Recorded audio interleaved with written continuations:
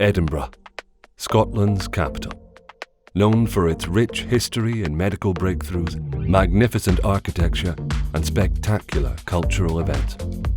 Add the city's highly skilled workforce, renowned knowledge economy, global connectivity, and quality of life, makes it a great place to invest. Edinburgh BioQuarter, located 3 miles from the city centre, is currently one of the UK's leading locations for life sciences innovation and home to the University of Edinburgh's Medical School and Royal Infirmary of Edinburgh Hospital. Anchored by 4 of Scotland's most prominent organisations, the strength of partnership brings unlimited potential. Where 8,000 people already work or study, a growing list of company success stories and a pipeline of future demand. Already with over £500 million of public capital investment, including the creation of the Usher Institute's new home for data-driven health and social care innovation. As the world looks for answers to a global crisis, the need to find new medical treatments and reignite economies has never been more important. BioQuarter is one of Europe's largest development opportunities of this type. A 61-acre, £1 billion transformation project to create Edinburgh's Health Innovation District, where academics and clinicians rub shoulders with entrepreneurs, students, and families. By creating a public-private partnership, we will deliver at scale and at pace, transforming BioQuarter into a thriving innovation community, a mixed-use development where more than 20,000 people will want to live, learn, work, and discover. Featuring state-of-the-art health innovation facilities alongside shops, cafes, a hotel, nursery, and residential homes, creating a lively environment that promotes the health and well-being of its community. The site will create lasting economic benefits, including 9,000 new jobs on site and 2,000 construction jobs.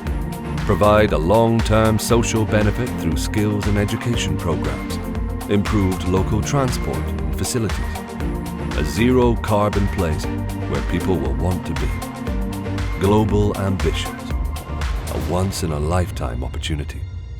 Edinburgh's Health Innovation District is here. Thanks very much for joining us this morning at this online Bidders Day for the Edinburgh BioQuarter. We've got a really great set of speakers here for you, and it's great that so many of you have joined us. I, in all of this time, have run 60 plus events for the entire year, but have never run before an online bidders event. So this is a first for me. I think it's probably a first for everybody on the panel, and maybe possibly a first for everybody here who's joining us. You can use the Q&A, you can use the chat. We'll be using those. There's some great presentations coming up, just to kind of highlight the opportunities there and give you more information about this. First of all, though, I'd just like to ask everybody to introduce themselves. Just give us a kind of very quick introduction of yourself and what you do, particularly with the project as well, so that then everybody knows who you are and what you do. And we'll ask everybody that so that we can all introduce ourselves, and then everybody who's an attendee knows exactly who everybody is. Ashley. I am Director of Operations for Corporate Services at the University, and I lead the University's engagement into the BioQuarter partnership. So that's in all its auspices in terms of the different disciplines that we have, and including going through our governance process for any permissions that we need for approvals to proceed with the partnership as well. Super, thanks very much. Nick. I'm Nick Mills. I'm a cardiologist working at the BioQuarter in the Royal Infirmary, but I'm here really in my capacity as the Senior Responsible Officer for the Data Driven Innovation Program, which will reside at the Usher Institute on the campus. That's great. Thanks very much. Anna. My name is Anna Stamp, and I have the privilege of being the Interim Program Director for the Edinburgh BioQuarter. I work on behalf of the 4 partner organisations leading development of the new vision for BioQuarter. That's great. Thank you. Iain. Iain Graham, I'm Director of Capital Planning and Projects for NHS Lothian, responsible for our board's capital investment programme in hospitals and related facilities, including those anticipated for further development on the BioQuarter. Thank you. Super. Thanks, Iain. Mark? I'm a consultant with Cushman and Wakefield. I'm a chartered surveyor. I specialise in developments and development scenario planning, and I'm advising the partnership on the commercialisation and the commercial aspects of the BioQuarter. Great. Thank you. Kev? Hi, good morning. I'm Kev Dhaliwal. I'm a pulmonologist working at the BioQuarter at the NHS Lothian site. So I work across healthcare technology and really focusing on entrepreneurship and innovation. Super. Derek? Hi, I'm Derek McCrindle, Scottish Enterprise Head of Place, and I'm the Senior Responsible Owner for the Scottish Enterprise Investment. Great. Thank you. Colin? I am Colan Mehaffey. I'm Chief Operating Officer for the Usher Institute. I work with Nick owning the strategic plan and delivery of the Health and Social Care Data-Driven Innovation Programme. Great. Thank you. And last but very much not least, Paul? Good morning, everybody. My name's Paul Lawrence. I'm the Executive Director for Place at City of Edinburgh Council. I'm responsible for economic development. I'm responsible for planning, transportation, and I lead for the council on the BioQuarter. That's great. And we'll start off with a presentation from Anna. Okay, well, thank you, Richard, and good morning, everybody. This is a really exciting time for BioQuarter, and there very much is a new chapter in front of us. And today, I'll say a bit more about our vision and proposal before I hand over to two of our superstar academics who are going to spotlight for you the new Usher Institute and also give you a flavour for some of the research and the innovation that's going on today at BioQuarter. So just to go back a few years, the story of BioQuarter really starts back in the early mid-90s when the city secured land out at an area of Edinburgh called Little France. In 1997, planning consent was granted for the new hospital, which was a relocation of the largest Edinburgh city main hospital, moving out from Lorson Place out to this area of Edinburgh, alongside the University Medical School as well. So in 2002, the Chancellor's Building is opened, and hot on its heels, the Royal Infirmary itself opens. For those of us that live in the city will remember that date. Moving on, about a few years later, the university opened its flagship research facility, the Queen's Medical Research Institute, in 2006.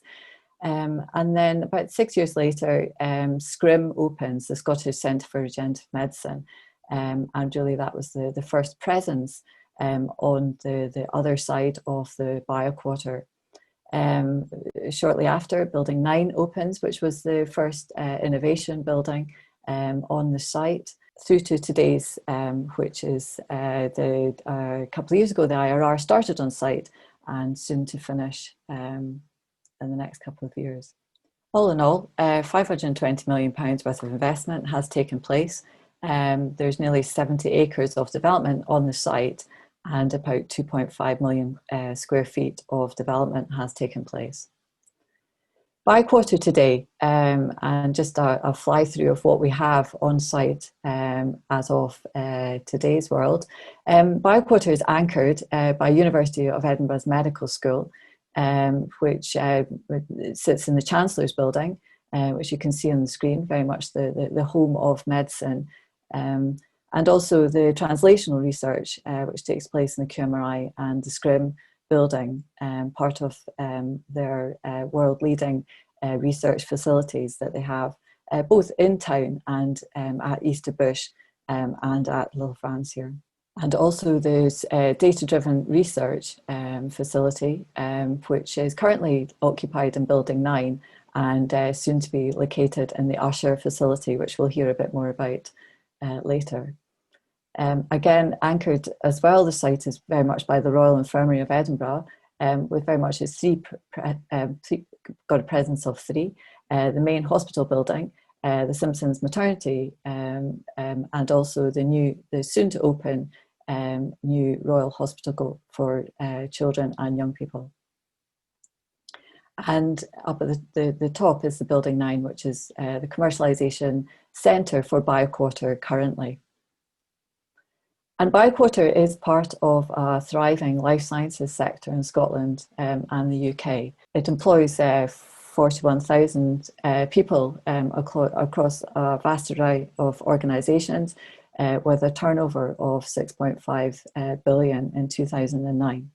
And as the film said, behind the BioQuarter, very important, the four very prominent organisations. We have Scottish Enterprise, the University of Edinburgh, the City of Edinburgh Council, and we have NHS Lothian. And the four organisations very much with a shared ambition moving forward. Advanced health and discovery and education. We have economic growth, but we also, very importantly, is part of a regeneration of the local areas in and around BioQuarter. But the next chapter is in front of us, and really that's about unlocking BioQuarter's full potential. And to do this, the intention is to undertake a public-private partnership, EBQ5. It will be EBQ5 that will take forward the development and will really unlock the future potential of BioQuarter. So our vision for the future is very clear. We are looking to transform BioQuarter into Edinburgh's Health Innovation District. We have all the key components an innovation district requires. We have critical mass, the largest concentration of innovation assets focused on the UK. We will have almost 20,000 academics, clinicians and industry all under one roof. We plan to become a global destination for health-focused innovators and entrepreneurs.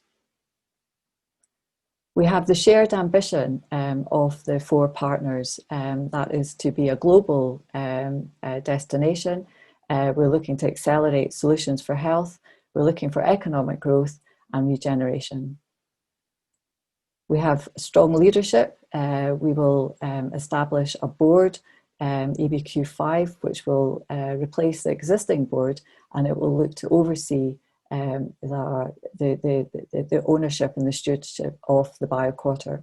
And of course we have collaboration, creating a culture of sharing and working together across the district.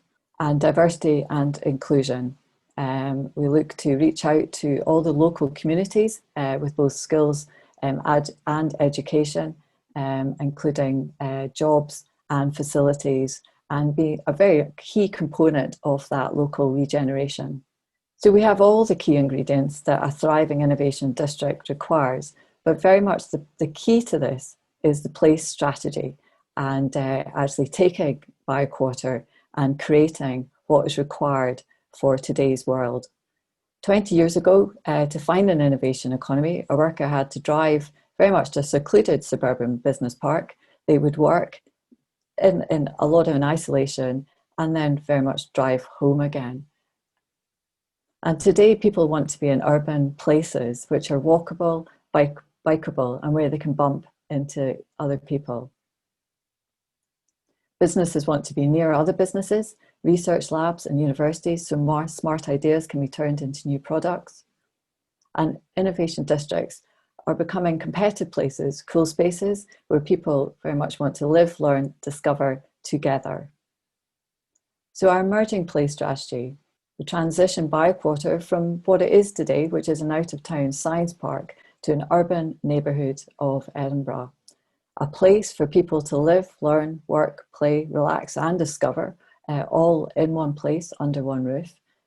Proximity to each other, so we're looking for to provide shops and cafes, hotels, nurseries, sitting beside residential estate, sitting right beside the innovation, all together creating a vibrant and buzz and a critical mass of people. We want to create collaboration spaces everywhere across the site, both formal and informal, inside the buildings and outside the buildings. Wellbeing, incredibly important for a site of this nature. We're looking to have good quality public outdoor spaces. Accessibility, very essential to the plans, is to create a good transport link to BioQuarter from all parts of Edinburgh city centre and the peripheral. And we want to be porous. We want strong connectivity with our local communities. We want to bring them in, and we want them to use the BioQuarter as well. We want to promote walking and cycling between the various sites, both the local communities in terms of the residential, but also some of the proximity communities like King's Buildings, Easterbush, Peffermill as well. We want, of course, clean air, essential for well-being, and we have an ambition of a carbon neutral future. And of course, what every site needs, coffee for meeting, for relaxing, and for, again, making BioQuarter a destination. So just to take you around our emerging master plan, the sites at the front, that is the pipeline sites for the university and the NHS Lothian, looking to deliver the Usher in the next 2 years. And beyond that, very much a firm pipeline of projects over the next 5 to 10 years. Into the land that will be part of the joint venture, we're currently looking at it in zones. Each zone will have a mix of accommodation, and we're working with planning colleagues just now on that, what that mix is, the density and the quantum of accommodation required, but very much dominated by commercial tenant space in and around the site, sitting side by side with the residential estate, bringing that vibrancy and mix use. We're looking to bring in a new innovation hub, very much the heart of innovation, both in terms of industry space, but also collaboration space, a place where ideas can start, people can come to the innovation hub and work with others.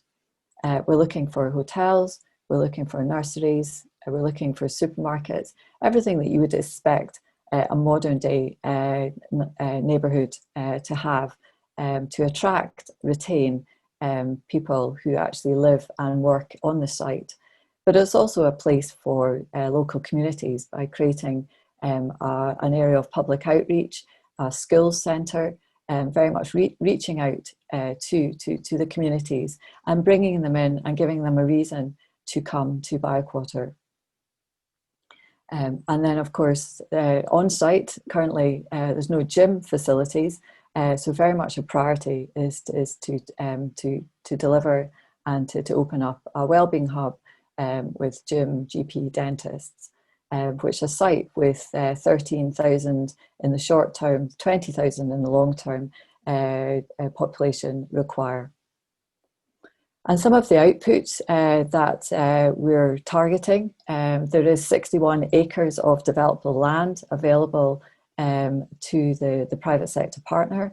Our place strategy is emerging, and we're estimating approximately 4 million square feet of new space that can be provided on that land. We're looking at an increase of the innovators' population by 7,000, and jobs and construction jobs very much essential to both the economic growth for the site and circa 1 billion gross development value long term over the duration. And you can see with the slide here the quantum of space that's available in yellow, built for mixed use in its undeveloped. And very much the mantra is why BioQuarter.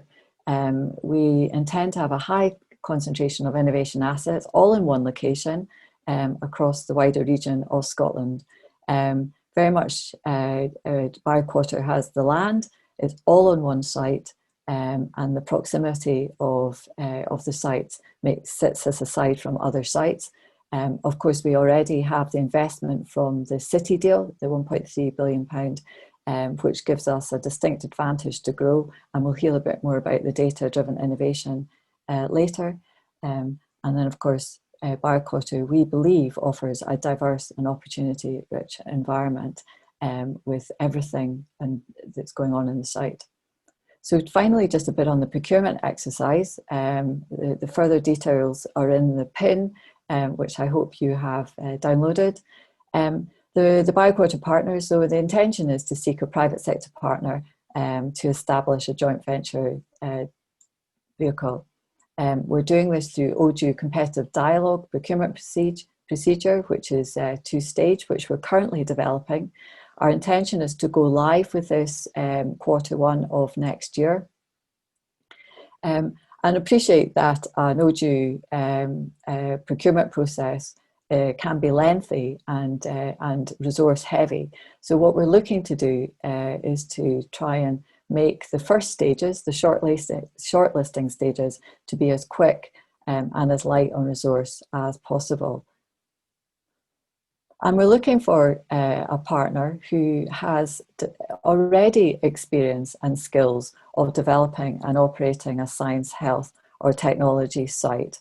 We're looking for a company that has the financial weight and that will work with us and really focus on what BioQuarter is all about, and that is health-related innovation. And we're now going to hear from Professor Nick Mills. And Nick's going to do a presentation on data-driven innovation in health and social care. So Nick, if you want to share your screen, that would be great. So just by way of further introduction, I'm here as part of a team with Colan. We run together the Data-Driven Innovation Program in health and social care. A key aspect of that is the building of a new Usher Institute on the BioQuarter campus. I'm going to tell you a little bit about the Institute itself, but also our program activity over the next 10 years. Now, you've heard a bit about the Sea Region deal already. It's £1.3 billion of investment in the region. Almost half of that is going to deliver a data-driven innovation program. It brings together UK and Scottish government priorities with our local authorities and all the higher education authorities. And Edinburgh University is very much taking a lead role in the delivery of this program. We want to draw inward investment to the region, stimulate entrepreneurship, and ultimately facilitate economic growth across the region. The program, the wider program, has the ambitious challenge of becoming the data capital of Europe over the next 10 years in doing this. My focus is on health and social care, but and although the new Usher Institute is going to sit at the heart of the BioQuarter campus, we very much are a network of innovation hubs, bringing together data science through the Bayes Institute, agritech through Easterbush, the wider impact of data-driven innovation on society and the finance sector through the Edinburgh Futures Institute. And we're ultimately underpinned by a £100 million investment in a new facility called the Edinburgh International Data Facility, run by the EPCC, Edinburgh Parallel Computing Centre in Edinburgh, who currently hosts the UK supercomputer infrastructure. And this facility is going to be really fundamental in terms of delivering our programs. Our goals are to generate new talent, skill people in the region in order to thrive in this digital economy, generate new knowledge, and drive forward innovation. In my particular sector, we have a number of pretty substantial challenges, of which COVID-19 has added to our situation. You know, in this region alone, we're estimating that by the end of our program, our population will have increased from 1.2 to 1.5 million. Staggeringly, that is going to include a doubling of those over the age of 75, who of course are the major users of most of our health and social care services. That is a success story for modern medicine, but brings with it some significant challenges to the way we deliver care, particularly in the community where 70% of our spend on health and social care takes place. How does data solve these problems? Well, it starts by ensuring better communication between primary, secondary and social care in order to tackle age-old problems like delayed discharge. But we have to do it in an environment where we're increasingly under pressure to reduce spend. Every year there's a roughly 20% increase in the cost of the treatments that we have available. We have to somehow ensure that we're delivering good value for the health service and our partners. Why Scotland and why this region for data-driven innovation? Well, we have a single healthcare provider, essentially, in Scotland, which allows us to bring together a population of 5.4 million with cradle-to-grave data linked through a unique number, the Community Health Index. And we've been working on this for 30 years in order to drive insights into health and care outcomes. We also have substantial backing by the Scottish Government through policy commitments to facilitate integration between social and health care, principally by sharing data, knowledge and resources. I would also say, having worked in this region for 20 years, that we have really fabulous partnerships between our healthcare providers, the academic institutions here, industry, and super support from the public for these initiatives. So I've had the pleasure of living and working in this in the BioQuarter since it opened, really, since we first moved patients across from the old Royal Infirmary. I've worked in the hospital, I've worked in the Queen's Medical Research Institute, the Scottish Centre for Regenerative Medicine, and the medical school. But I think the New Usher Institute is going to be a pretty unique place. Our goals are to bring together the wider public sector, private sector, and third sectors to stimulate data-enabled improvements in the care, health and care of people in our region and beyond. The building itself is only one aspect of this. We have a substantial program over the next 10 years in order to deliver these improvements in care outcomes. And critically, it's an outward-looking program. We're looking to deliver this not just for the University of Edinburgh, but for our partner organisations, of which I hope that many of you will become. So just a little bit about our strategic asset. This is our impression of the building. It's due to open in 2023. It will house around 1,000 individuals, not just academics from the university, but health and social care providers, and those that want to engage and develop new businesses in this sector. This is a picture of it from the hospital side, looking back up the hill to the BioQuarter, and this is an image I think you've seen earlier in Anna's presentation, which shows the position of the New Usher Institute really at the heart of this campus, bridging the established infrastructure with the new vision for the site. The ground floor of this building is really important to us, and we've spent a lot of time thinking about how to develop it, because it's really important that it is there for the community of people that are living and working in this area. It is not going to be a closed swipe access university building.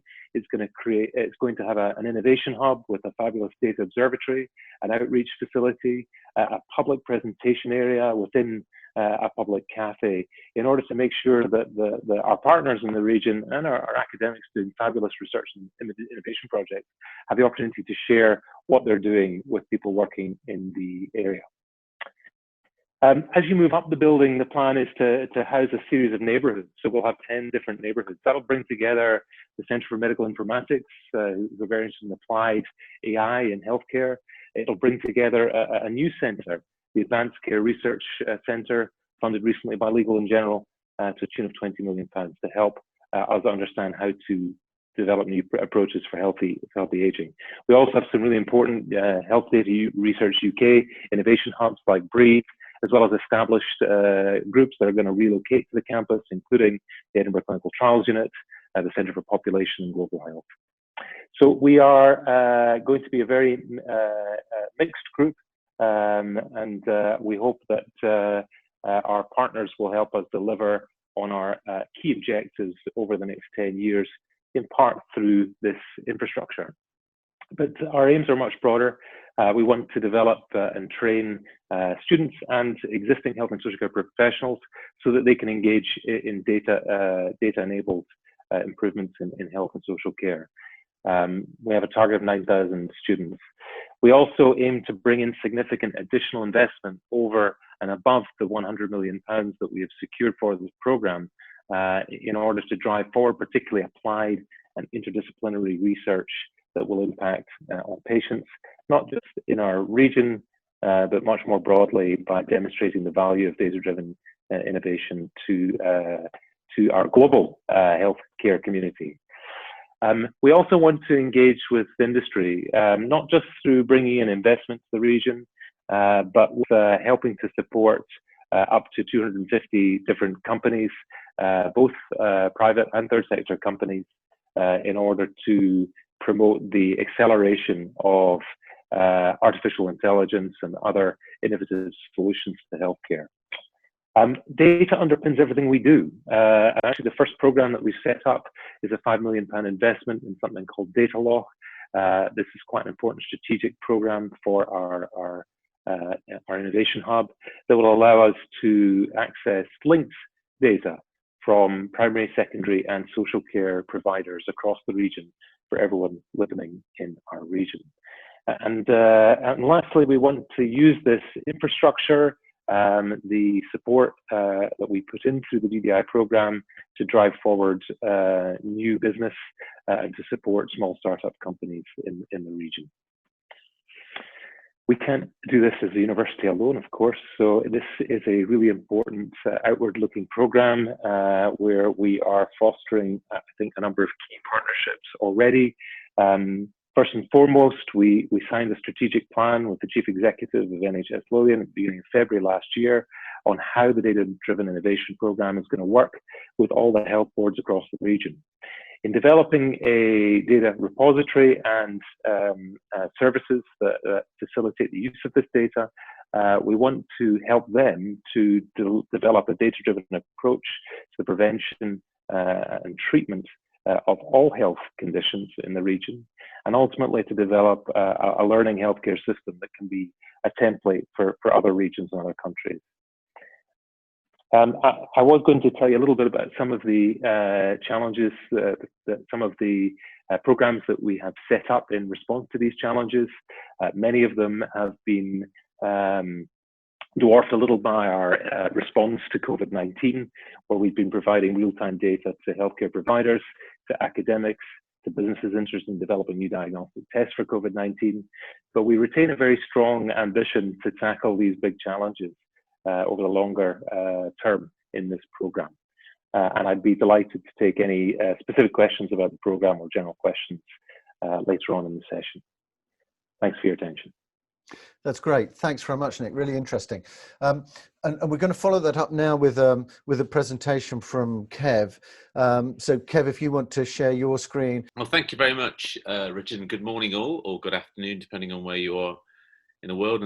And just following on from Nick and Anna's talk, so I was going to give you a very brief sort of 10-minute overview of the things that we have been doing recently over the last few years. So I'm a pulmonologist with an interest in infection, which, as you can all gather now, is quite an unfortunate mix of current global focus at the moment. So my interests have been around developing imaging tools, but also healthcare technology. And over the last 4 or 5 years, been really working towards trying to think about a holistic view of trying to push healthcare technology, specifically on the BioQuarter side. And we set up something called the Healthcare Technology Accelerator Facility, which really brought together multiple universities from across the UK, but focusing down on the BioQuarter side in terms of the translational pathway of how we could take tools, technology, and concepts forward with, as we've heard described, a really strong anchor partnership of NHS Lothian and the University of Edinburgh sitting juxtapositioned right next to each other. So when I started trying to do this, I have to give you some honest appraisal of where we are and we were. The concept of translation or commercial translation sometimes felt like we were walking along a pier and falling off into a big sea or not knowing where to go and waiting for someone to pick you up. In the recent past, that idea of translating both commercially and academically has required jumping bridges, which required a lot of gold bullion and time, which again is extremely difficult to navigate. But it's pretty clear where we want to go, which is we want to be fighter pilots. We want to be lean, mean, focused, and go as fast as possible. And I think that vision is what BioQuarter can enable. So from my perspective as an interventional pulmonologist or interventionalist, it seemed pretty straightforward. What if we brought people together? What if we brought people, technologists, engineers, physicists, mathematicians, people together What if we began at the bottom about a cultural change? We need to speak each other's languages.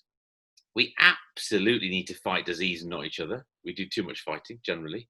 And we need to think about global health priorities, and if we fuse innovation at a clinical side.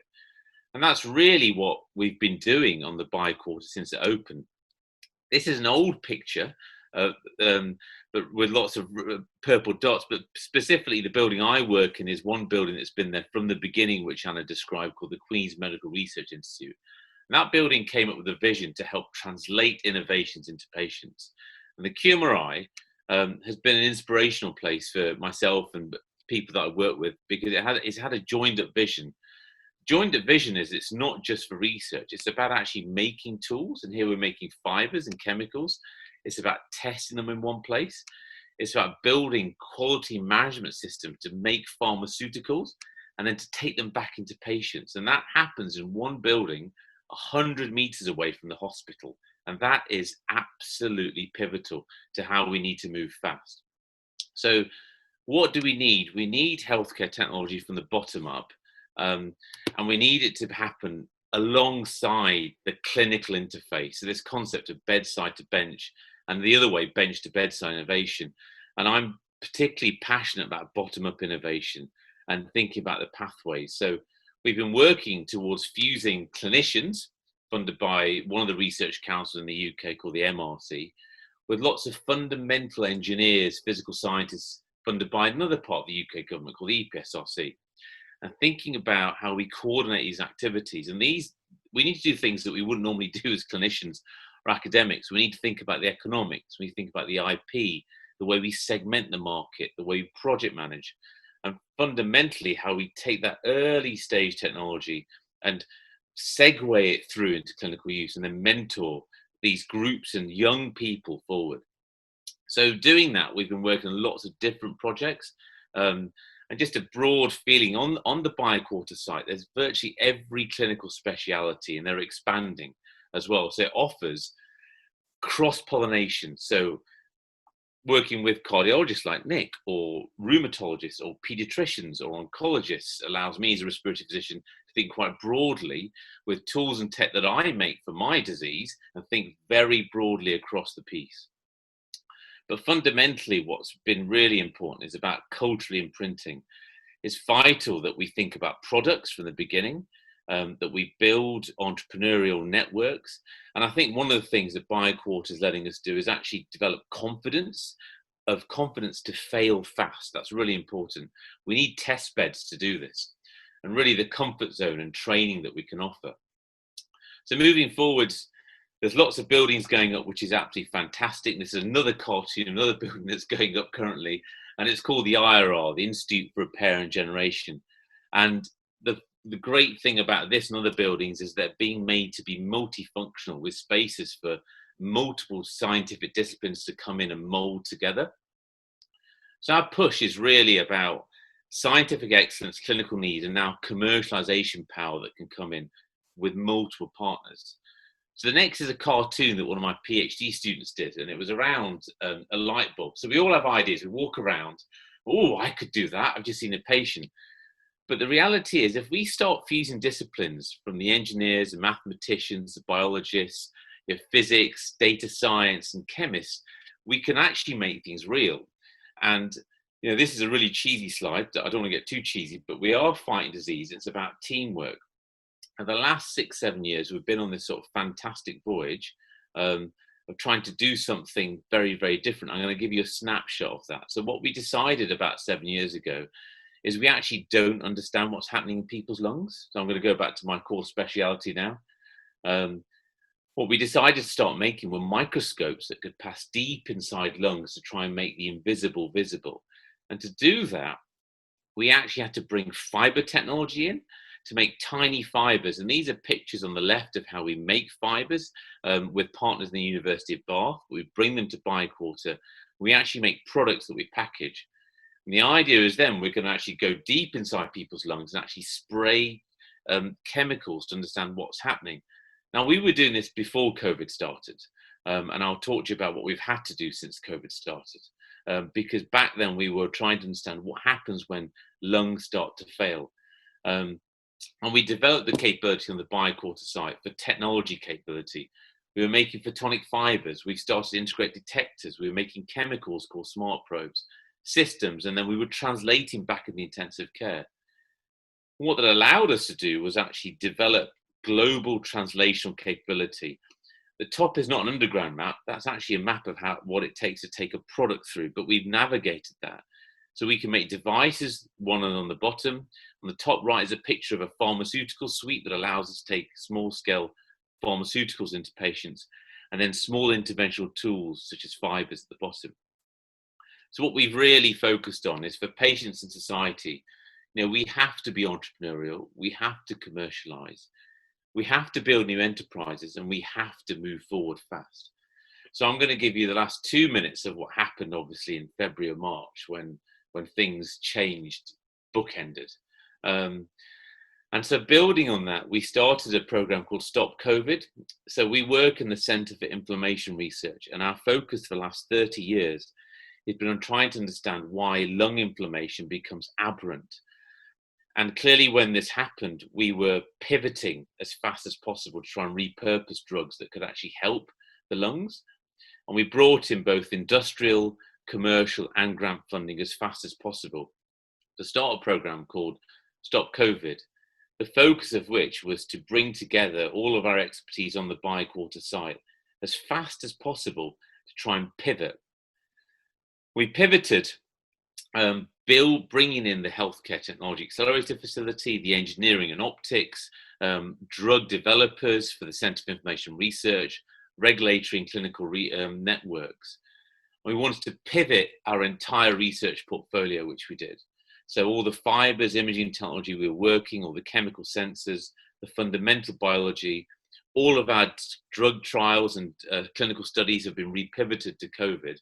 And we've switched 150 people onto COVID-19 research within our group on the BioQuarter site. And what we've been trying to do is actually accelerate the development of drug delivery and imaging, knowing that we need to find new drugs. So what we've done in the last 4 or 5 months on the BioQuarter site is we've launched a program of sampling and post-mortem. We've started from a standing start. We've set up an experimental medicine program called Define.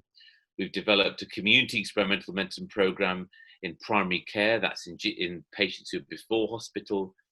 We've formed this CTA and REC. That means we've got the authorizations with 3 drugs in less than 8 weeks. We've brought together a chemistry and engineering team. We've created an industry academia cluster with over 100 new links and contracts now being developed to take assets forward. And we've started innovation partnerships with over 190 small and medium enterprises, really focusing on some of the core challenges. We've kicked off a pan-UK effort for UVC lamps to try and disinfect environments. And most importantly now, we've also started to partner with India. So that gives you an idea of how the BioQuarter can mobilize. And just the last slide is really, again, not trying to bring this back to what we're facing, but we're fighting COVID-19, not each other. And the BioQuarter is letting us move as fast as possible. Thanks very much, Kev. To you and Nick as well, really interesting, I think. Obviously, we know a lot now more about what the aims are and the collaboration. But how does that fit in with, because obviously there's Edinburgh, southeast of Scotland, city regional deals. How does that work in terms of, I guess, encouraging innovation? Because you mentioned collaboration a lot there, Nick, and just how does that work, I suppose, for people who may be looking at this project more widely? The innovation can happen in so many ways. We are looking to provide support for any organization or partner, potential partner within the city region that wants to do something that will help us to improve health and social care, whether they are an existing GP practice or a private care provider, or even voluntary sector that works with people with specific needs. We will try and support them, whether that's to bring in investment to their program, give them knowledge or know-how. And ultimately, we're looking to set up a pipeline for generating new businesses in this area. And I'll maybe ask Colin to speak a little about the Entrepreneurship Program that we're trying to create. That will cover all sectors, not just health and social care, but I think will be a really important asset. Yeah, to respond to that, Nick, as well, the cross-sectoral approach. So innovation for our programme is not just in health and social care. So the cross-sectoral approach has been baked in right from the start. SAN's innovation audit was the genesis of our city region deal with data-driven innovation aspect. And that identified 10 sectors which are being carried across the innovation hubs, which are being invested in. There's specialists housed in each of those hubs, both in terms of entrepreneurship and sectorally as well. One thing to note is at the heart of what we're doing is interdisciplinarity. So in a matrix sense, we have a cross-fertilization, if you like, of academic disciplines and sectors. What we're really looking to do with our partners is to complete that kind of triple helix of the academic expertise, the public sector partners who we're working with very well, and we've committed to leveraging almost £150 million from commercial partners as well as part of this programme. So I think there's lots of room for innovation, but we're not just looking at single sector. We want to encourage interdisciplinarity, and we want to encourage a cross-sectoral approach. And just in terms of the Usher Institute, how do you see that enabling collaboration, innovation, and is that designed to collaborate, I guess, across the UK, but also international partners? What's the overall vision there?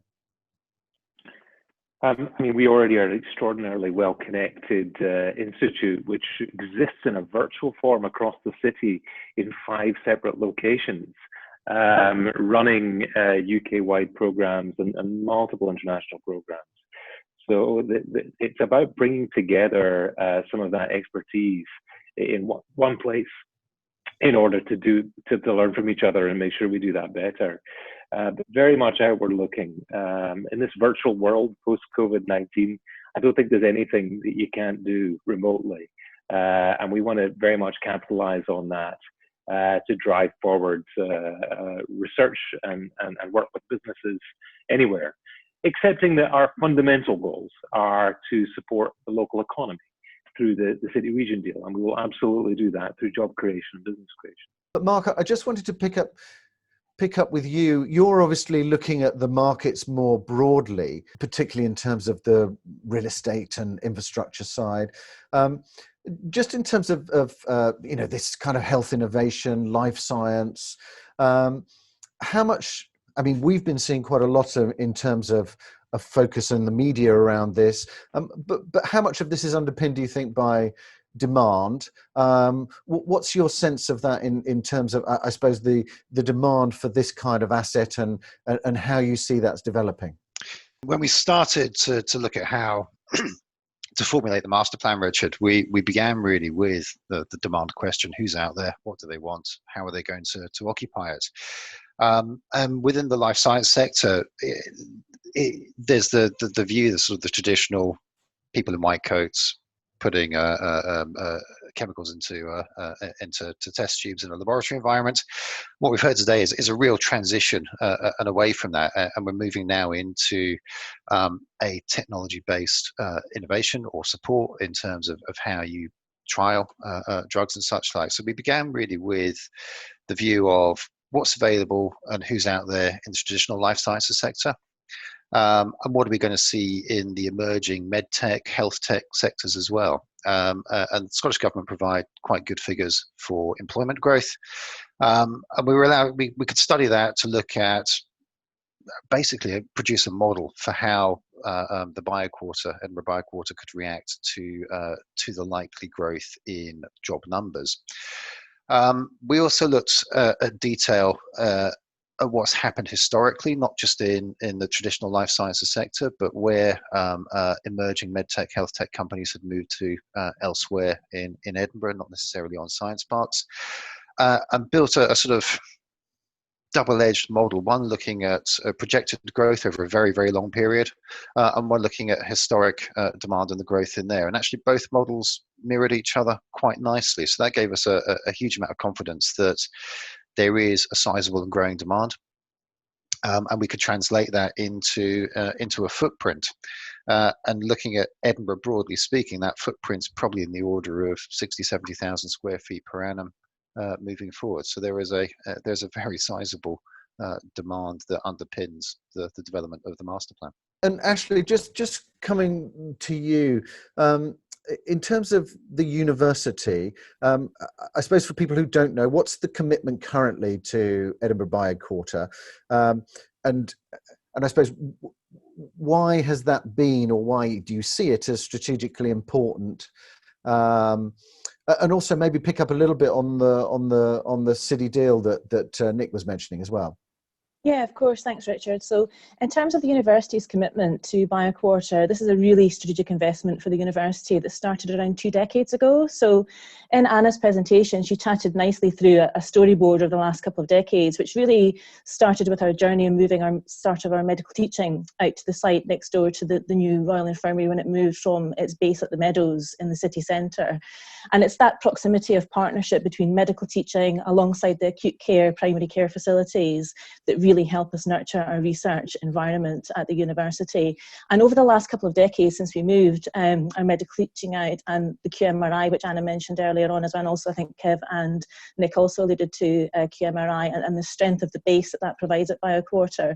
There are a number of other research institutes that have been created there as well over the last 15 or so years that really talk to our research strengths, both in terms of regenerative medicine, brain science, translational medicine, which Kev talked about the strengths of as part of his presentation. So we've been on a journey now for a couple of decades that really created a foundation for the university's strategic presence at BioQuarter, and we very much see us having a presence there in the decades to come. And I think this maybe about 500 or so million of investment that's been made at BioQuarter so far to date, and the university has made a substantial proportion of that investment and is very much committed to its plans on the campus going forward. And I think Nick spoke very eloquently earlier in terms of the Usher Institute and its presence at BioQuarter, but not just the fact about the data science strengths and the healthcare innovations that can come from working with the data sets there, but also the strength in terms of the connectivity through to the other innovation hubs that are being created as part of data-driven innovation, as part of the city deal as well, which really connects BioQuarter through to other campuses within the university, such as Easterbush and agritech possibilities out there, and that association with One Health in terms of really driving forward healthcare innovation, but across the other aspects of the city as well, which really, I think, creates tremendous opportunity for industry to come and collaborate with us at BioQuarter. Yeah, it's interesting. I think that that kind of view on. I mean, we've done a lot of discussions around particularly winning cities and those aspects of it, and how do you create an innovation ecosystem. And Derek, it'd be interesting just to pick up from you. From your side, obviously there's a huge amount of priorities at the moment in terms of government. And post-COVID, we're in a very different economic situation. So in terms of a priority for you, how important is BioQuarter? And I suppose, how do you see that within the overall view of sort of investment in Scotland? So you're absolutely right. There's certainly lots to be done to support the economy at this particular time.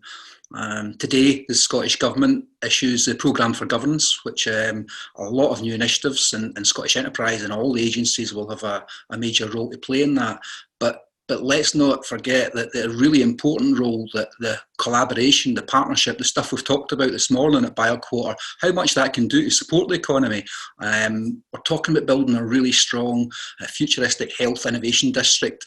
And if we get the right private sector partner with the right experience, the right ability, the right investment opportunity, then that will create massive opportunities for the economy in terms of infrastructure investment, in terms of that will lead to new company formation and growth of existing companies. It will make more jobs, and ultimately this will make Scotland more globally competitive in healthcare, which is a key plank of the Programme for Government. So I'm really confident that BioQuarter remains very much a priority for Scottish Enterprise and for the government. Okay, great. And Kev, just coming to you, I mean, there's a lot of mention around the sort of innovation ecosystems. How do you see those opportunities, particularly at the BioQuarter? So I think the greatest strength of BioQuarter will be the young people that will be there, Richard. So the innovation ecosystem will be born out of human capital that's mixing on that site.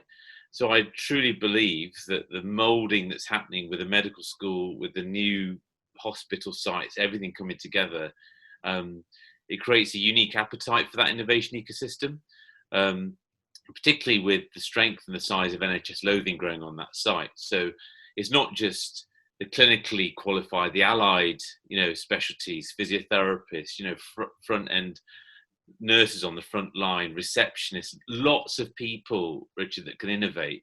And I think that's the really exciting bit. Anyone can be an innovator on that site. So that's exciting. So it's the people and the human capital on that site which will be the biggest asset. Interesting, good. And Paul, there's obviously a lot of, one of the key things for, I guess, for successful cities and successful areas is that connectivity side of things. Looking at the transportation side, how do you see that connectivity at the moment? And certainly when I visited Scotland, I've seen the tram routes extended. Is there going to be a tram route extended? I know there was a discussion around a tram route extended to the area. What's the position in terms of connectivity in general? It was interesting to see Anna's slide with the model of the person getting in the car and driving to an out of town location in the past, and that all looking very different today. So it set an interesting kind of transportation and connectivity context to that, I thought. BioQuarter is an interesting location. Edinburgh is a very important city economically in the UK, potentially the most important city in terms of productivity outside of London, with the possible exception of Greater Manchester. But it's very compact, and that's the difference, say, between Edinburgh and Manchester, Birmingham. Very compact, lack of sprawl, and very densely occupied. And what that means is existing public transportation is actually relatively straightforward. You can get from the BioQuarter on a bus. As it happens, the council owns the bus company in Edinburgh, or most of the bus company, the dominant bus company, Lothian Buses. So very unusual situation where we have a much greater influence over public transport than anywhere else in the UK outside London. You can get on a bus from the city centre to the BioQuarter in about 10 minutes. So relatively straightforward today. Tomorrow, by which I kind of almost literally mean tomorrow, the key improvements we want to make are in the areas of active travel. And you'll have seen in the kind of immediate COVID period, the explosion of people using what we might call old tech, bikes, newer tech, e-bikes, absolutely exploded in the city. So we are installing now dedicated infrastructure to connect the BioQuarter to the city centre to kind of give the protection that people using active travel want. And then finally, as you suggest, Richard, we've had a plan now for some years for a new tram line, actually to go north-south. So anybody familiar with Edinburgh will know the existing tram line, which goes from the airport in the west of the city through the west of Edinburgh and into the city centre. We're currently expanding that. And if you hear noise from my window, that's the noise of the guys on the streets building it. So that will effectively complete the east-west tram line in the city. What we move on to next is the north-south tram line, and really interestingly, that connects the city centre to the BioQuarter in the south, but not just the BioQuarter, because in the north we have a major waterfront development site on the Forth, again predominantly in council ownership, again coming to the market relatively soon, an area of the city known as Granton. So we'll connect the major regeneration area of the city, which we see as an exemplar in 21st century living, Granton, with the BioQuarter in the south, which is clearly going to be, as everybody else has described, an absolute kind of focal point for our innovation ecosystems and a kind of triple helix in action. So we kind of see that as the next north-south tram phase. We will reinsert the importance of that in our statutory planning documents later this year, and we will start working on the business case to see how we can take that forward as early as possible. Maybe just coming to you, Iain, I mean, you're coming at it from, of course, the estate's infrastructure side in terms of your role there at NHS Lothian. But but I guess it's probably useful for other potential partners to know your kind of commitment to, I suppose, innovation firstly, but also then to the BioQuarter more generally, Iain. Thank you, Richard. Yes, NHS Lothian, you might say, is one of the anchor tenants, having brought the Royal Infirmary to the site a number of years ago, as Anna and others have mentioned. The commitment remains, and we're currently awaiting business case approval for a new ophthalmology services pavilion on the site. And as a link between that physical asset and the BioQuarter, and touched on in the same way by Nick and colleagues in terms of the usher, unusually we are looking to integrate collaboration space into a hospital facility, so it isn't a Monday to Friday 9 to 5 and clinicians in white coats and patients only, but actually embraces the BioQuarter concept and the connectivity with clinicians, industry, academia, and patients. And that's been the philosophy generally across the hospital campus on the site. A lot of integration between the research and innovation generally.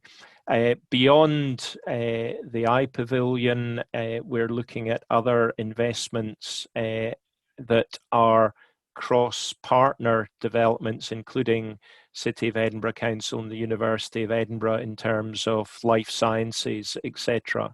And ultimately, as Anna touched on in terms of her presentation, the population working and living in that area is going to require further primary care support, community support, and the wider developments in the area will also open up opportunities for development and economic development as well.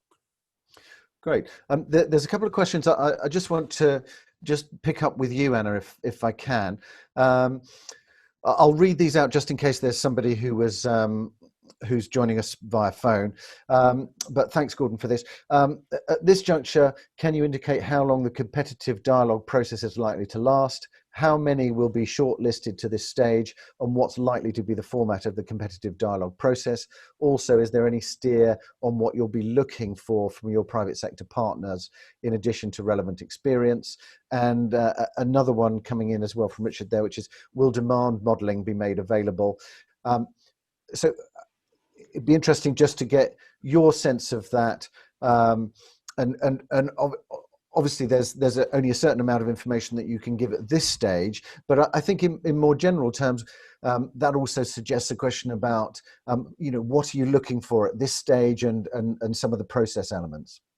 So we are deep in our pre-procurement development, as you can imagine, with a go live January, February of next year. We're,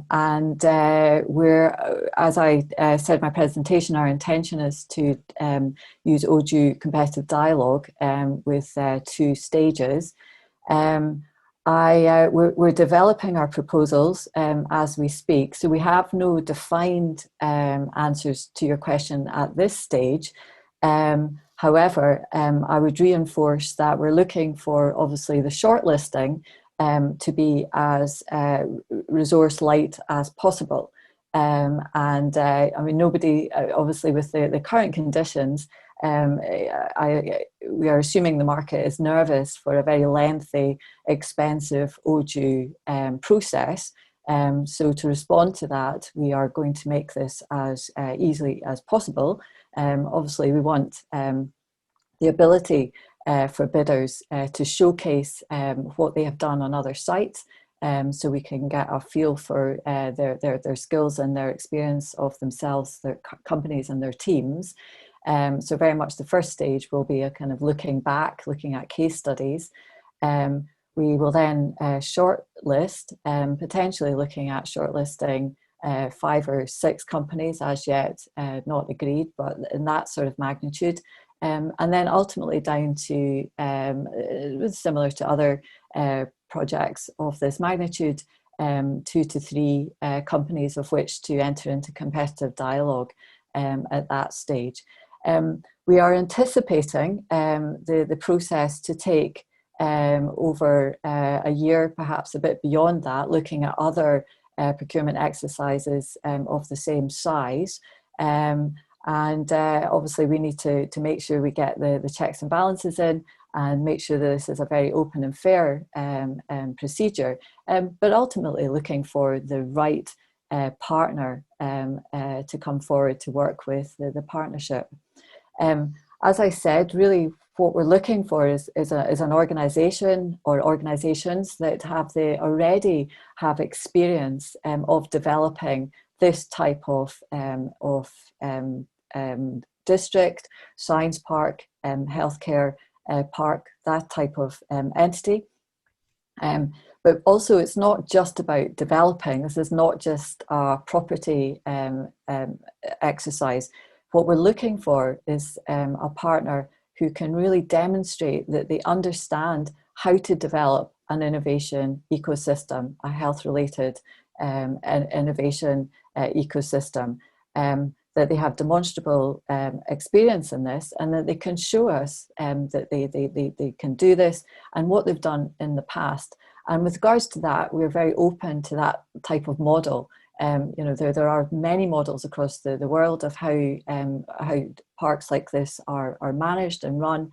And again, really interested for the partner to come in and really influence what we do in the future as well. So a key component of the exercise is an innovation service that will work with our likes of Kev and Nick across the site and work with our esteemed academics, nurture the pipeline, encourage industry to come in, encourage collaboration across the site, and really bring everybody together, working together at BioQuarter is one of our mantras. Okay, good. That's interesting. Mark, I just wanted to pick up with you. For those who may be interested, I mean, the master plan obviously details a number of mix of uses within that. Just in terms of the balance of those, how do you see those? And also, if there is an investor who's potentially interested in partnering on this, are there opportunities to potentially revisit this? Is it set in stone? What's the position there? The master plan, we've been running a series of appraisals really to try and look at how you balance the demand requirements against the placemaking requirements. There has to be, as Anna sort of said, that the placemaking strategy is at the heart of the overall approach to this, and it needs a population both working and residential to support the amenities that are proposed. There are infrastructure costs that need to be covered, so enabling the site has a cost, and it's how those costs can be met within an acceptable time frame. There is a planning journey that is in progress and still has yet to be finalised, that looks at the updating of the existing supplementary planning guidance into a new policy that reflects the current master plan. But all of these are effectively working around the master plan model that's been developed by Oberlanders to date. I fully expect when a private sector partner is brought on board, they will revisit aspects of it, possibly within a renewed and agreed planning framework that looks at the mix of uses, looks at the development parcels that they take forward, really with a view to how that can be aligned to create individually profitable development that can be materially occupied. I mean, you mentioned place there, and Derek, obviously, you're director of place. Just in terms of I suppose, what Scottish Enterprise is planning to bring to this, what are the areas where, I suppose, working in partnership with others, what do you see yourselves as ideally bringing to the table that is then a collaboration with other partners? So in your way, how do you see your role within this as it develops? Well, obviously in the current climate, it's no surprise that our public funding, grants, loans, equity is going to be very constrained going forward. So, but fortunately, Scottish Enterprise has been in this position for some time in terms of we have built a really strong network right across Scotland, in fact, a global network. And I would want to emphasise the work of SDI in terms of bringing, you know, a whole array of different partners and partnerships together right across the globe. But we can certainly be creative, and not just in terms of how we use our land and our buildings at BioQuarter, but also bringing expertise from the companies we work with, from the Scottish Investment Bank, from our insights, national opportunities around health, digital, high-value manufacturing, low carbon, a whole array of different areas that we want to bring together. I would emphasise that very much we want to use our knowledge of Indigenous company growth and global company growth and how we can attract that. So there's a lot that we can offer, a lot that we can bring to bear. And Paul, just coming to you, I mean, there's obviously an innovation focus nationally. We've heard around that. How does that play through when you're looking into, you know, particularly the BioQuarter and Edinburgh? Is there a real desire to make connections with all of the, you know, with the other innovation areas? What's your sense of that? Having spent most of my working life in the north of England and come to Scotland 4 or 5 years ago, I would say that Edinburgh represents the best example of a knowledge economy in action in the UK.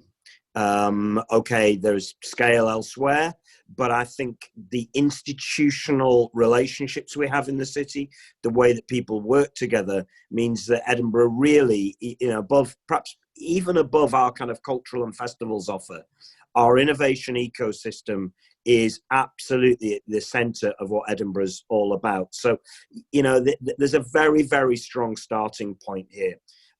I think the important dimension for the BioQuarter is going right back to something that Anna said, actually, is that we have that existing ecosystem primarily focused around the city centre. We have one of Europe's largest incubators at Codebase. We have many of the developments around the University of Edinburgh, which colleagues have talked about. We have commercial premises which house some of our innovation businesses. I suppose the area that many people will be familiar with, where the Edinburgh Futures Institute is being developed in the quarter mile area of the city is a really great example of that. And I suppose what we're trying to do with the BioQuarter is replicate that very urbanistic approach to innovation, which in my view, and Kev really talked about this in terms of the way in which we want people to collide and work together on site, obviously in a very distanced way, as we need to say these days.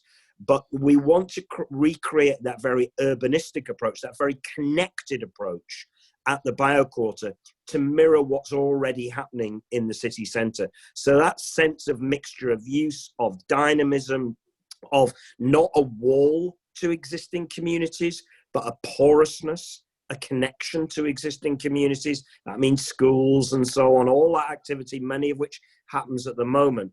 And I suppose that's the vision here, is to try and create a mixture of uses, some scientific, some commercial, some leisure-based and so on, that genuinely, coupled with outstanding placemaking, as colleagues have talked about, creates a kind of an innovation environment to match an innovation ecosystem. That's what we're trying to do. We already have that. We know what it looks like and feels like. We now want to recreate it again at the BioQuarter. Maybe for you, Anna, this one is, do you consider, thanks Michael for this, do you consider the revenues generated from BioQuarter will be predominantly generated from the private sector via commercial lets? This is obviously a multifaceted development. And will there be a requirement for on-campus student accommodation, key worker accommodation, sale and leaseback structures for NHS and council accommodation requirements? Interesting question there, Michael, thanks. And also from Robin here, what are the best examples of science parks or innovation hubs from across the globe that you see either as a template or alternatively as an inspiration for the sort of mixed use opportunity? If I take the second question first, I mean, we've looked across the globe, if you like, at other innovation centres, and there's no one that actually fits everything that we're trying to do. And I think it's a case of taking the good bits from lots of them. I mean, here in the UK, obviously Manchester ID, there's a lot of, they're on a journey as well. And there's a lot of really good ideas coming from there.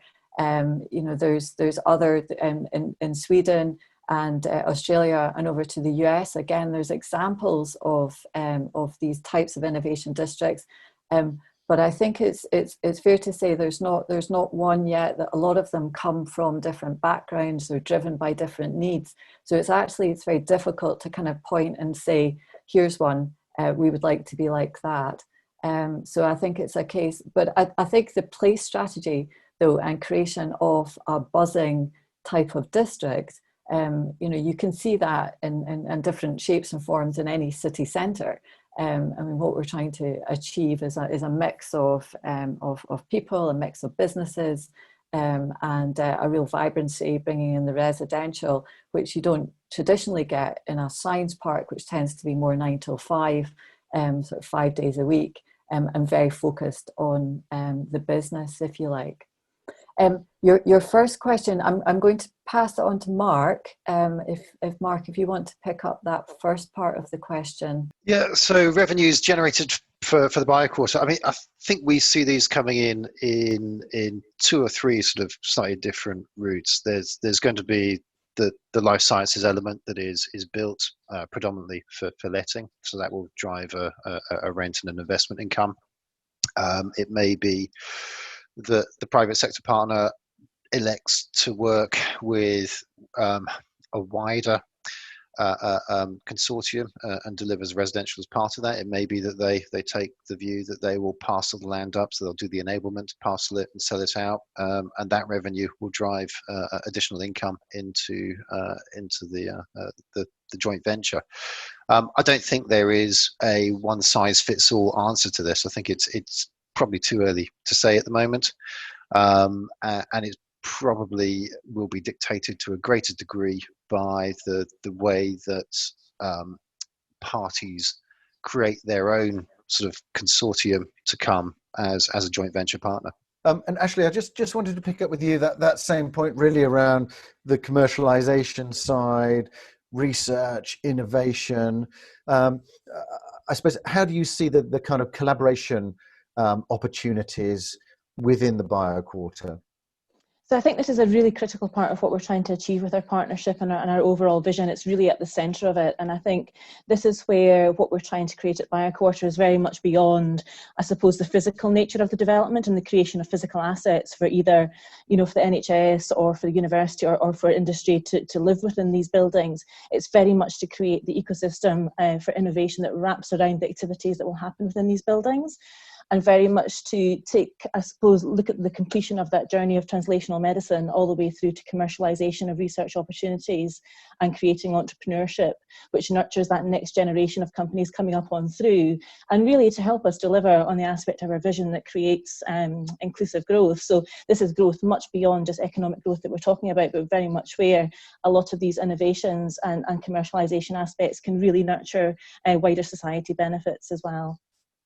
Great. And Kev, I just wanted to get your sense of that as well, if I can. Yeah, just echoing what Ashley's just said. So I think one of the other thing that we've probably mentioned, the global interconnectedness that the BioQuarter must have for healthcare innovation. That there's no doubt that. So I'm going to give a really small example, Richard, of an innovation which changed the way that patients behave in NHS Lothian. And actually it didn't make any money, but it made a massive impact, was a nurse that noticed that everyone comes into hospital wearing their pajamas, and they go and lie in a bed, and they stay in the bed, and they don't get out of the bed. So what she innovated was a phrase saying, "Get out of your pajamas." Now, you can't make money out of this, Richard, but it's an example where suddenly we managed to get people out of bed quicker, and they started to leave the hospital quicker. I'm just giving you these ideas so we can innovate on the BioQuarter site and make products or ideas or concepts that could be scalable. But one thing we must do is think about products that are scalable. And echoing Ashley's piece, it's around learning that journey from the concept but really that really hard journey of actually translating, commercializing, industrializing. And that's what I think BioQuarter can offer, that pathway of doing it over and over again for everybody on there. But there was one that came in that I thought was really interesting. And just in case, again, if there's, if there is somebody on the phone, thanks, Matthew, for this. And Nick answered it, but with the strong focus on creating a collaborative and data sharing environment to drive innovation, do you envisage asking potential tenants, particularly commercial tenants, to share data generated by the research as a prerequisite of taking space in Edinburgh BioQuarter? Also will access to data generated at the Usher Institute and QMRI be made available to the Edinburgh BioQuarter community? Nick has answered that, and I'll just very quickly read you that to save Nick having to do it again, but just for those who are joining on the phone. Great question. We're putting in place data sharing agreements with NHS boards, primary care practices and local authorities through the integrated joint boards. We would plan to do similar with other partners as they come on board if they collect health or care information that would be useful for our citizens. We're developing our information governance processes to enable us to work with any partner where their need to access data is clearly in the public interest. So I just thought that was an interesting question and not one that I thought we would probably get. And the last one here is, what are the views on consortia developing a supply chain for bid stage, in particular contractor and operator, or are you looking for a development partner who will develop a business plan with a supply chain approach, but no supply chain for the PQQ bid stage, i.e. an open supply chain if successful? We would like to hear back from the bidders, and I suppose that leads me on to, if I could just, my final plea is that we have a questionnaire which we've put as part of our PIN, and it's that type of question that we're answering, and we would like some answers to help us develop our thought and our thought process. I think both of those points are valuable, or both routes are valuable. Which one we choose to go down, I think the market, I would like to hear back from the market to help us influence that thinking, and other parts of our procurement as well. It would be really helpful to hear back. You can download the questionnaire, and if you could send it back to us, I think the deadline is by next Friday. And obviously, the point of that really is we are developing our thoughts, and we would really like to hear back from the market to help our final proposition, which we'll go live with. Thanks very much to Jonathan and Daniel. You're sneaking in just under the wire here. So, but a couple of questions coming in. Do you expect the university or other institution to provide anchor tenancy to some of the commercial buildings, which is an interesting point and one we haven't tackled? And how much and in what ways do you want this to this project to drive forward healthcare research and development across Scotland, not just in Edinburgh? So I don't know, feel free to pick those up, whoever would like to. Sure, on the last one, really important point. Actually, we're already working together across Scotland on a federated safe haven network in order to create similar infrastructure and data models to allow us to work seamlessly across all the regions. There are 4 safe havens already, of which the DDI program are developing one in the east. So very much looking to work across Scotland and not just the region. And that would be both in terms of research and innovation. Anna, do you want to pick up the point about university or other institutions providing anchor tenancies to some of the commercial buildings? I mean, I think at this stage, the simple answer is nothing's off the table. I think these discussions will come through the competitive dialogue, and I think the ability to ensure that the viability of BioQuarter is really important. So I think these discussions will take place, and again, I would encourage the potential bidders to come forward with these types of points through the questionnaire.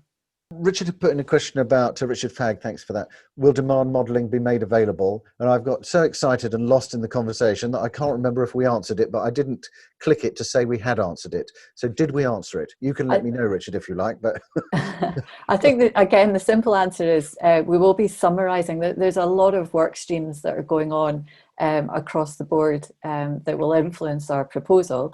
The demand assessment is one of them. Obviously, our demand assessment is looking predominantly at life sciences, and BioQuarter is the health innovation piece is much broader than perhaps that type of demand assessment actually lends us to. You know, the umbrella is health, of which there's so many different factors that sit within that. So it's the diversity of BioQuarter, which is really quite unique. And to answer the question, we will be summarising that type of the demand assessment work that Cushman's have undertaken. But our expectation is that bidders will undertake their own demand assessments as well as they come forward, and obviously they do their own due diligence on the site. Okay, good. Interesting question from Cameron. Morning, Cameron. Hope you are well. Good. It's got great potential and is a very exciting opportunity in that sense. But Cameron was just wondering how the four parties will manage and collaborate the process going forward, because of obviously people will have slightly different objectives potentially. So Cameron's question is will there be, you know, how will that be managed? Will there be a panel? If so, who will be on the panel? And will there be one or two parties who have a greater influence than others? So I suppose the idea is, I think if we kind of pick that up as, I guess, how do you see that collaboration going forward, particularly with the four key partners?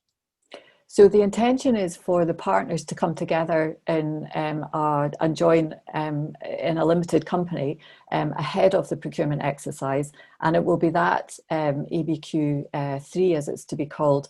It will be that entity that will actually launch the procurement exercise and be the statutory body that runs it. I have the pleasure of working on behalf of all of our four partners, and all four partners are equal, and I will be leading the panel that will have representatives from each of the partners, including their own procurement professionals, and it will be that panel that will actually go forward, do the marking, do the evaluation, and ultimately do the competitive dialogue. So it's a coming together of the four organisations in a smaller setting, and to try and make it as slick and easy a process as possible. Very interesting questions from everybody. Really fascinating morning for me, certainly. Thanks very much to all of you for your questions, for your comments. That's been really valuable. I think David will probably put in the chat as well, just any details of where you can send information, send any extra queries that you've got, where you can download additional material, or do feel free to reach out to Anna. Feel free to also to connect with me, and I can also put you in contact